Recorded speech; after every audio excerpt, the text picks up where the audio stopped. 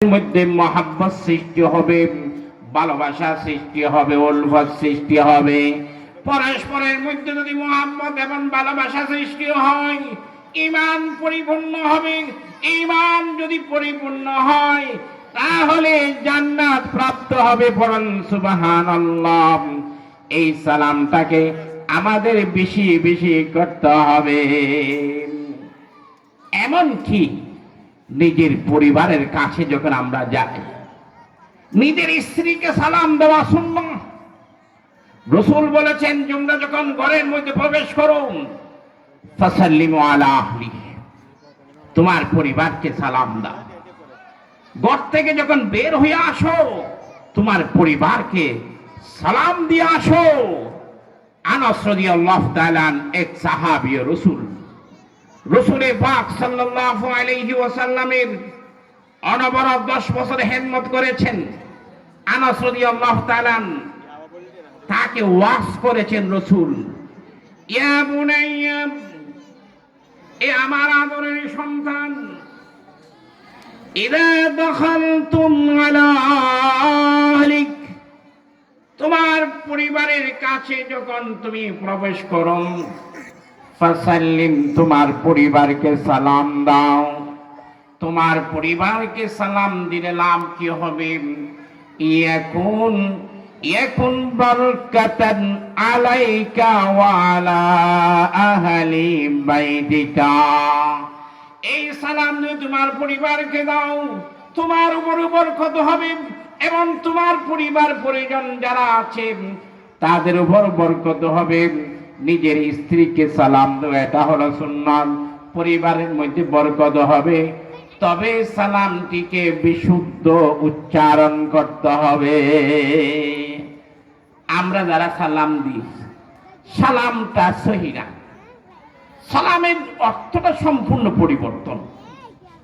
ইহুদিরা যখন রাসূলের কাছে আসতো, রাসূলকে সালাম দিত কিংবা কোন ভাষায়, আসসালামু আলাইকুম, আসসালামু আলাইকুম। আসসালাম এটা হলো ইব্রানি ভাষা, তার অর্থ হলো মৃত্যু। তোমার উপর মৃত্যু হোক, রাসূলের মৃত্যু কামনা করেছে। এই ইহুদি সম্প্রদায়, সবচেয়ে ইসলামের দুশমন হলো ইহুদি সম্প্রদায়।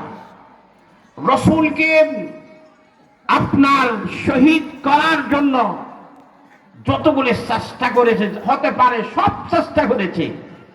রাসূলের দরবারে আসলেই সালাম দিত, আসসালামু আলাইকুম, আসসালামু আলাইকুম, তোমার উপর মৃত্যু হোক, রাসূলের মৃত্যু কামনা করত। সেই জন্য ওয়া আলাইক, রাসূল জবাব দিতেন ওয়া আলাইকুম আসসালাম বলতেন না, ওয়া আলাইক, তোমার উপরও মৃত্যু হোক। এই সালামটা দেই আমাদের প্রচলন, যারা আমরা সালাম দিই, আসসালামু আলাইকুম, আসসালামু আলাইকুম, এই যে এভাবে সালাম দিলে সালামের অর্থ পরিবর্তন হয়ে যাবে।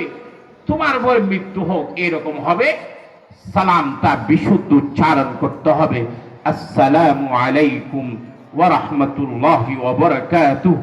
আমার ভাই যখন আমার সামনে পড়লো, ইসলাম কত সুন্দর এবং আপনার শিক্ষা দিয়েছেন, ভাইকে বললাম তোমার উপর আল্লাহ তাআলার পক্ষ থেকে শান্তি বর্ষিত হোক, রহমত বর্ষিত হোক, বরকত বর্ষিত হোক। একবার যদি এই দোয়াটি কবুল হয়ে যায়, তার জিন্দেগির শান্তির জন্য যথেষ্ট হয়ে যাবে। নাকি যথেষ্ট হয়ে যাবে না? যথেষ্ট হয়ে যাবে। এভাবে সালামটা দিতে হবে।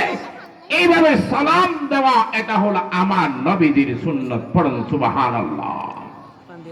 এই 3টি সুন্নতের কথা বললাম, হাজার হাজার সুন্নত আছে। মিসওয়াক সুন্নত, আল্লামা শামী রাহমাতুল্লাহি আলাইহি তিনি তার কিতাবে লিখেছেন, ফতোয়ায়ে শামীর মধ্যে মিসওয়াকের 70টি লাভ আছে। কয়টি লাভ? 70টি লাভ। এই 70টি লাভের মধ্যে সবচেয়ে নিচেরটা হলো আপনার এই মুখের দুর্গন্ধ দূর হয়ে যায়। সবচেয়ে বড় লাভ হলো মৃত্যু শয্যায় যখন উপনীত হয়, আল্লাহ তাআলা রহমতে সেই ঈমান নিয়ে মৃত্যুবরণ করতে পারবে। বরং সুবহানাল্লাহ। সেই জন্য বলতেছিলাম রাসূলের সুন্নাহকে ভালোবাসা, একজন উম্মত তার নবীকে কি পরিমাণ ভালোবাসতে হবে। হাদিসে লম্বা আলোচনা আছে, নিজের পিতার চেয়ে নবীকে বেশি ভালোবাসতে হবে, নিজের সন্তানের চেয়ে রাসূলকে বেশি ভালোবাসতে হবে, এমনকি নিজের প্রাণের চেয়ে বেশি ভালোবাসতে হবে। এমনকি কোথাও যদি রাসূলের ভালোবাসার কারণে নিজের প্রাণকে উৎসর্গ করতে হয়, নিজের প্রাণকে যদি উৎসর্গ করতে হয়,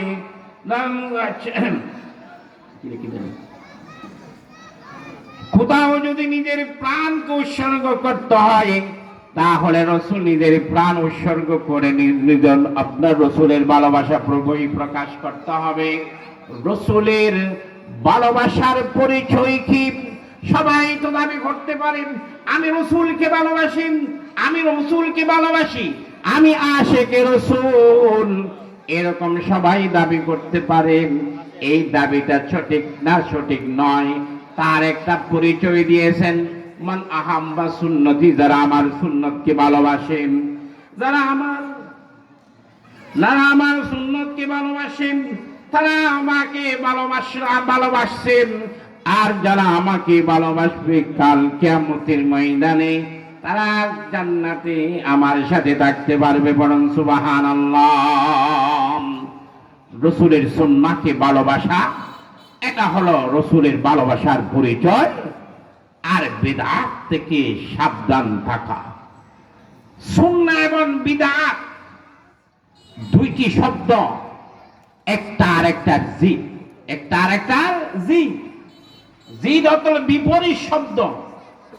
যেখানে সুন্নাহর বিপরীত হলো আপনার বিদআত। যেই শিক্ষা রাসূল দেয় নাই, যে জিনিসটা রাসূল আমাদের এই শিক্ষা দেয় নাই, ওটা যদি আমরা পালন করতে যাই তার নাম হবে বিদআত। বিদআতের একটা শাব্দিক অর্থ আছে, পারিভাষিক অর্থ। শাব্দিক অর্থ হলো নতুন আবিষ্কৃত জিনিসকে বিদআত বলা হয়। আর পারিভাষিক শরীয়তের পরিভাষায় বিদআত কাহাকে বলা হয়? শরীয়তের পরিভাষায় বিদআত বলা হয় যেই জিনিসটা রাসূলের যুগে ছিল না, সাহাবায়ে কেরামের যুগে ছিল না, তাবিঈনদের যুগে ছিল না, তবে তাবিঈনদের যুগে ছিল না, তিন যুগে ছিল না, এরকম একটা জিনিস ইবাদত হিসাবে কেহ যদি পরবর্তীতে পালন করে তার নাম হবে বিদআত। তার নাম হবে কি? বিদআত। যেমন বিদআত অনেক আছে, তাহলে একটা মেসাল দৃষ্টান্ত হিসাবে বলছি। ঈদে 12 রবিউল আউয়ালে ঈদে মিলাদুন নবী পালন করা, এটা হলো সবচেয়ে বড় বিদআত, সবচেয়ে বড় বিদআত। কেন? রাসূলের জন্মদিনে আনন্দ উদযাপন করা, ঈদ পালন করা, এটাকে বলা হয় ঈদে মিলাদুন নবী। ঈদে মিলাদুন নবী সওয়াব হিসাবে, ধর্মের কাজ হিসাবে পালন করা হচ্ছে। তাহলে এটা আমরা দেখতে হবে আমাদের রাসূল সাল্লাল্লাহু আলাইহি ওয়াসাল্লাম নবুয়ত প্রাপ্তির পরে 23 বছর দুনিয়ার মধ্যে ছিলেন। 12 রবিউল আউয়াল মাসে ঈদে মিলাদুন নবী পালন করেছেন নাকি পালন করেন নাই? কোন হাদিসের কিতাবে কোথাও দেখা যাবে না ঈদে মিলাদুন নবী পালন করেছেন। 100 বছর পর্যন্ত সাহাবীরা দুনিয়ার মধ্যে ছিলেন। 100 বছর পর্যন্ত কোন সাহাবী ঈদ মিলাদুন নবী পালন করেন নাই। রাসূলের জন্মদিনে ঈদ পালন করেন নাই। তাবিঈনদের যুগে ছিল আপনার 100 বছর, 100 শতাব্দী, এরকম 3 শতাব্দী চলে গেল, 600 বছর পর্যন্ত চলে গেল, কোন আপনার গোস কুতুব ঈদ মিলাদুন নবী পালন করেন নাই। 4 ইমাম আবু হানিফা, ইমাম শাফি, ইমাম মালিক ইমাম আহমদ ইবনে হাম্বল, সমস্ত ঘোষ এবং কুতুব যারা ছিলেন, ইমাম বুখারী, ইমাম মুসলিম, ইমাম আবু দাউদ, বড় বড় হাদিস বিশারদ যারা ছিলেন, তারা কি ঈদে মিলাদুন নবী পালন করেছেন? পালন করেন নাই। তাহলে পরবর্তীতে ধর্মের মধ্যে নতুন একটা জিনিস আবিষ্কার করা হলো। নতুন একটা জিনিস আবিষ্কার করা হলো। নতুন জিনিস তিন যুগে ছিল না। নতুন জিনিস আবিষ্কার করে যারা নাকি ধর্মের কাজ করে, তাদের পরিণতি কি হবে, তাদের পরিণাম কি হবে? হাদিসে বলা আছে তাদের স্থান হবে জাহান্নাম। পড়েন নাউযুবিল্লাহ। আমার কথা নয় কিন্তু, ইরবাস ইবনে সারিয়া রাদিয়াল্লাহু তাআলা এক লম্বা হাদিস, সেই হাদিসের মধ্যে রাসূল পাক সাল্লাল্লাহু আলাইহি ওয়াসাল্লাম পবিত্র ভাষায় বলেন, মাইয়াইশ মিনকুম বাদি ফাসায়ারা ইখতিলাফান কাসীরা ফাআলাইকুম বিসুন্নতি ওয়া সুন্নাতিল খুলাফাইর রাশিদিন আল মাহদিন। এ আমার উম্মতের নরনারীরা, খুব ভালো করে জেনে রাখুন, কিয়ামত পর্যন্ত স্মরণ রাখো, মৃত্যু পর্যন্ত স্মরণ রাখো। আমি দুনিয়া থেকে চলে যাওয়ার পরে বিভিন্ন ধরনের ফিতনা সৃষ্টি হবে, ইখতিলাফ হবে, বিভিন্ন ধরনের ইখতিলাফ হবে, মতানৈক্য হবে। এক আলেম বলবে মিলাদুন নবী আছে, আরেক আলেম বলবে মিলাদুন নবী নাই। এমত অবস্থায় তোমাদের করণীয় কি? ফালাইকুম বিসুন্নতি, আমার সুন্নাহর মধ্যে আছে নাকি নাই এটা দেখবা। আমার সুন্নাহর মধ্যে যদি থাকে তোমরা সেটা পালন করবা, আমার সুন্নাহর মধ্যে যদি না থাকে খুলাফায়ে রাশিদিন আবু বকর রাদিয়াল্লাহু তাআলা আনহুর সুন্নাহর মধ্যে আছে কি নাই সেটা দেখবাম। তার মধ্যে যদি না থাকে সেটা বাদ দিয়ে দিবাম। সাদার মধ্যে যদি না থাকে ওমরের সুন্নাহর মধ্যে আছে নেই দেখবাম। তার মধ্যেও না থাকে উসমান রাদিয়াল্লাহু তাআলার সুন্নাহর মধ্যে আছে কি নাই সেটা দেখবাম। সেখানে যদি না থাকে বাদ দিতে হবে। ওমর রাদিয়াল্লাহু তাআলা আনহুর সুন্নাহর মধ্যে, আলী রাদিয়াল্লাহু তাআলার সুন্নাহর মধ্যে, এগুলিকে মজবুত ভাবে ধারণ করবাম। তাহলে আলী রাদিয়াল্লাহু তাআলা মিলাদুন নবী এটা কোনদিন উদযাপন করেন নাই, ওমর কোনদিন না, উসমান কোনদিন না, আবু বকর কোনদিন না। তাহলে এই সুন্নাহর মধ্যে ঈদে মিলাদুন নবী নেই। তাহলে 100 বছরে ছিল না, দ্বিতীয় শতাব্দীতে ছিল না, তৃতীয় শতাব্দীতে ছিল না, একেবারে 600 বছর পর্যন্ত আপনার ঈদ মিলাদুন নবী ছিল না, অস্তিত্ব ছিল না। পরবর্তীতে নতুন আবিষ্কার করা হয়েছে। এই নতুন আবিষ্কার করে যারা সমাজের মধ্যে বিভ্রান্তি ছড়ায়, তাদের ব্যাপারে রাসূল বলেছেন ইয়াকুম ওয়া মুহদাসাতিল উমুর। ইয়াকুম সাবধান, সাবধান। ইয়াকুম অর্থ কি? সাবধান, সাবধান। নতুন নতুন জিনিস যেগুলি আবিষ্কার করা হয়েছে, সাহাবীর যুগে ছিল না, তাবেঈনদের যুগে ছিল না, তবে তাবেঈনদের যুগে ছিল না, 3 শতাব্দীর মধ্যে ছিল না। পরবর্তীতে আপনার নতুন আবিষ্কার করা হয়েছে, এটার নাম হলো বেদাত। এই বেদাতের মধ্যে যারা জড়িত তারা হলো গুমরাহ। যারা গুমরাহ হবে তাদের স্থান হবে জাহান্নাম। যারা বেদাতি আছে, বেদাত করে, তাদের কোন নামাজ কবুল হবে না। ফরজ নামাজ, নফল নামাজ, তাদের কোনটা ইবাদত কবুল হবে না। পড়ুন নাউযুবিল্লাহ।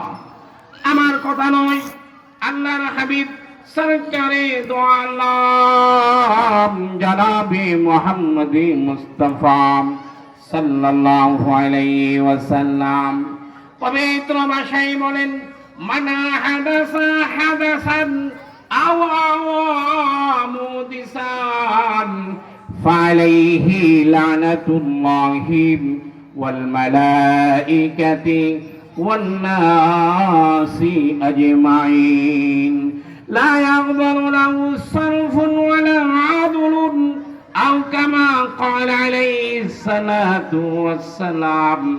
আল্লাহর হাবিব বলেন, এ আমার উম্মতের নরনারীরা, খুব ভালো করে জেনে রাখুন, যেই ব্যক্তি নতুন দ্বীনের মধ্যে নাই, তিন যুগের মধ্যে ছিল না এরকম একটা জিনিস যদি দিনের মধ্যে আপনার প্রচলন ঘটায়, দিন হিসাবে চালু করে দেয়, তা হলো এইরকম মানুষকে যারা প্রশ্রয় দেয়, আশ্রয় দেন, তাদের উপর আল্লাহর লানত, তাদের উপর ফেরেশতাদের লানত, তাদের কোনো ইবাদত কবুল হবে না।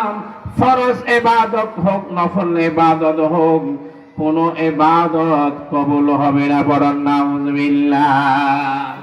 সেই জন্য বলতেছিলাম সুন্নত এবং বেদাত, সুন্নত যেটা আছে সেটাকে আমাদের পালন করতে হবে, তালাশ করে করে নিতে হবে নবীদের সুন্নাহ কি, ঘুমাবার সময় রসুলের সুন্নাহ কি ছিল, খাওয়ার সময় রসুলের সুন্নাহ কি ছিল, এগুলি আমরা তালাশ করে করে আমরা আমল করব। আর বেদাত যেগুলি আছে রসুলের যুগে ছিল না, পরবর্তীতে আপনার আবিষ্কার করা হয়েছে, এগুলির থেকে আমরা সাবধান থাকব। আল্লাহ তাআলা আমাকে এবং আমরা যারা শুনেছি প্রত্যেককে আমল করার তৌফিক দান করুন। ওয়া আখিরু দাওয়ানা আলহামদুলিল্লাহি রাব্বিল আলামিন। আসসালামু আলাইকুম ওয়া রাহমাতুল্লাহি ওয়া বারাকাতুহু।